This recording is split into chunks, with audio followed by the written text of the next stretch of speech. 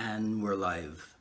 Hello everyone, this is Dwight Woods, the Jeet Kune Do Rebel, and welcome to the I Love Jeet Kune Do broadcast number 58.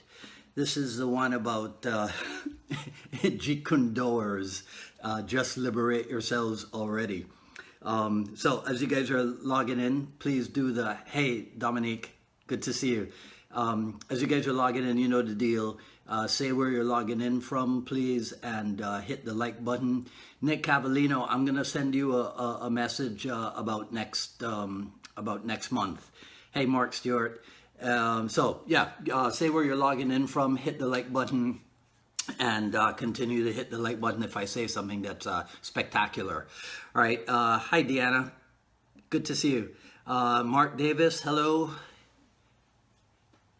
So Mark Stewart, you're back home. All right, good. Okay, I think we're supposed to talk sometime soon also, Mark.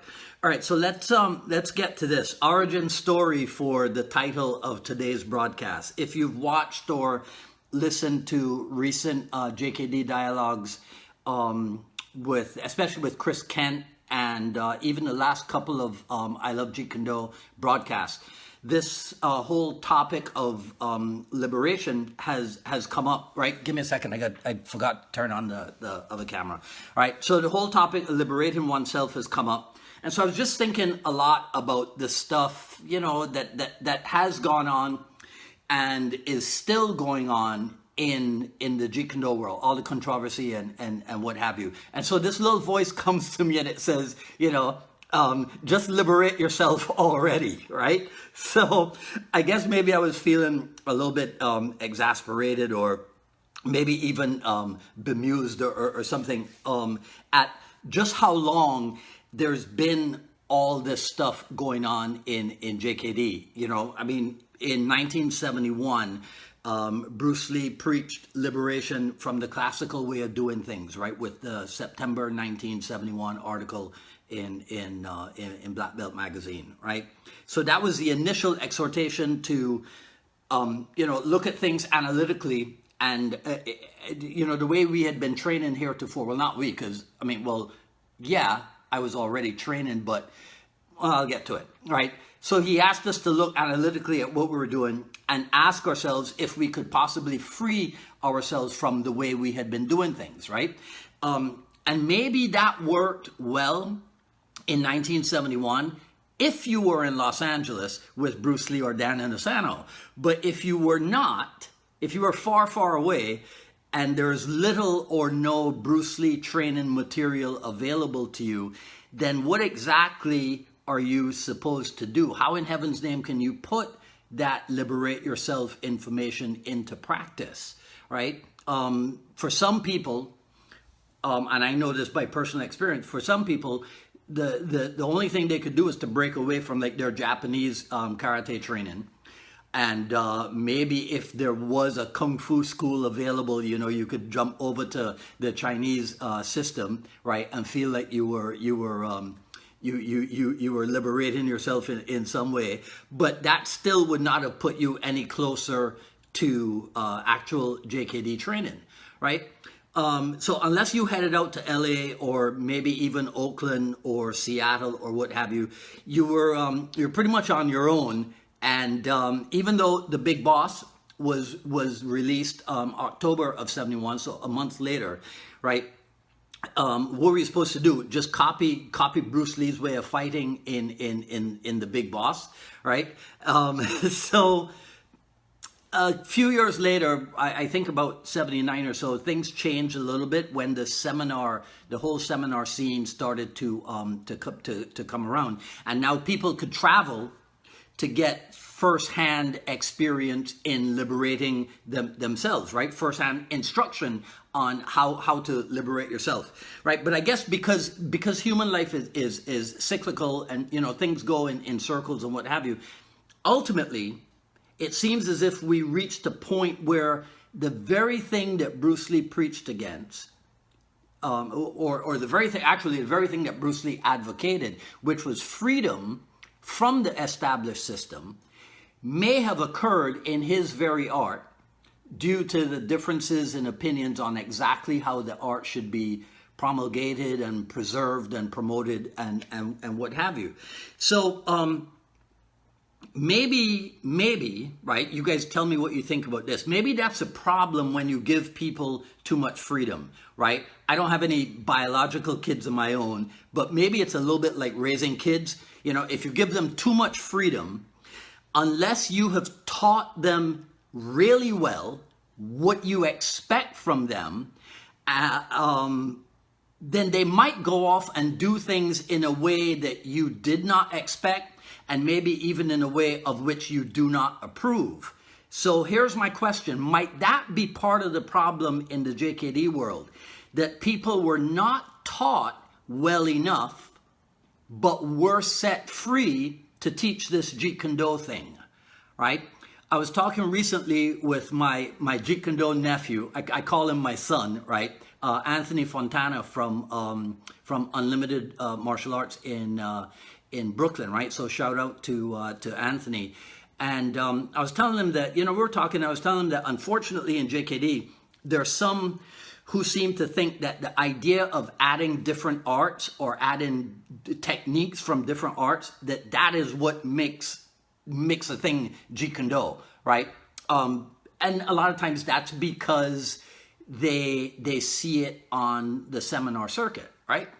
For me, and this is something I want you guys to weigh in on also, I always return to what I coined the term, the 4 tenets of Jeet Kune Do, right? So, research your own experience for the truth. Well, that means that if I'm in law enforcement or the military or something, my experience is going to be somewhat different from that of my fellow JKD colleague who competes himself or trains fighters for the ring, right? He coaches fighters for the ring. Or if I have a colleague who teaches martial art somewhat recreationally to like regular people. But it's still our responsibility as Jeet Kune Do instructors to ensure that in our training, we stay true to the principles and the guidelines and the concepts. For example, approximate the reality of the situation when you're training, right? You create or recreate realistic training scenarios, and that's what you put your students through, regardless of what direction you're coming from, right? Because then we can make sure that we're passing on functional Jeet Kune Do as opposed to theatrical Jeet Kune Do, right? Tenet number 2, absorb what is useful. So I'll say it again, because you guys know I like to do this. Absorb what is useful. It is absorb, it is not adopt, right? Adopt means to pick up some new tricks, you know what I mean, right? Absorb means to dive deep and to delve fully into a thing. So, and in JKD, dive deep, delve fully into it with the express intention of getting the feel and the understanding of what it does and then getting back out of it, right? So I can get into Pencak Silat, I can get into Brazilian Jiu Jitsu in order to absorb and extract their essence and then get it back, take it back to my Jeet Kune Do training, right? Tenet number 3, reject what is useless. This is going to be a separate topic for next week's broadcast, so we'll leave it until then. But I'll tell you for now that reject what is useless, I don't think it means what a lot of people think that it means, right? And tenet number 4, add what is specifically your own. So this is based on something that happened just a couple of days ago. I might decide that portions of the old Jeet Kune Do kicking sets, that they're fun exercise for my fitness kickboxing students, right? But for my JKD students, they're nothing but a historical look at stuff that came before. And so they don't become part of my curriculum because I'm aware that Cedro Bruce ultimately said, to drop the kicking sets and freelance your kickboxing, right? As in shadow box your kickboxing, right? But maybe going back to tenet number 2, absorb what is useful. Maybe I take what happens in the kicking sets, like some of the footwork patterns and what have you, and I blend that with some boxing stuff, and I use those combinations, I use that to inform my Jeet Kune Do kickboxing curriculum. So I'm not necessarily taking the kicking set as a unit and making that the curriculum, because that's something that was ultimately dropped. But maybe I put something in front of the kicking set, or I put something behind the kicking set, right? And use that to inform my kickboxing curriculum, right?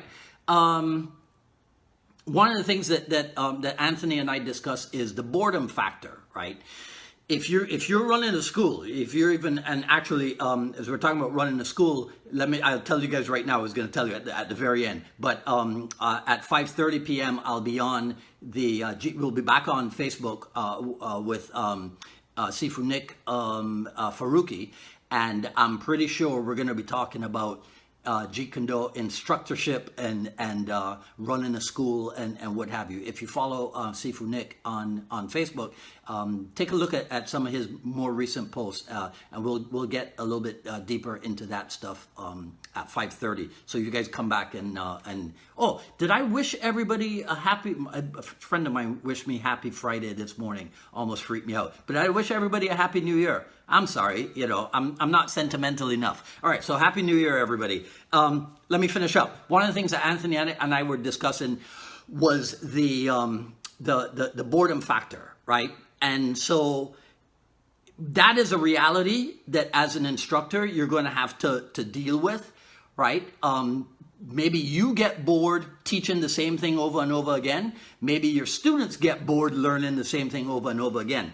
My first experience with that, right, occurred back in the day when I was heavy into things like the National Association of Professional Martial Artists and the Martial Arts Industry Association and all that stuff. I belonged to everything because I wanted to see how much I could learn through the professional Taekwondo and karate people and what have you, and then bring it into JKD in order to professionalize my approach to Jeet Kune Do.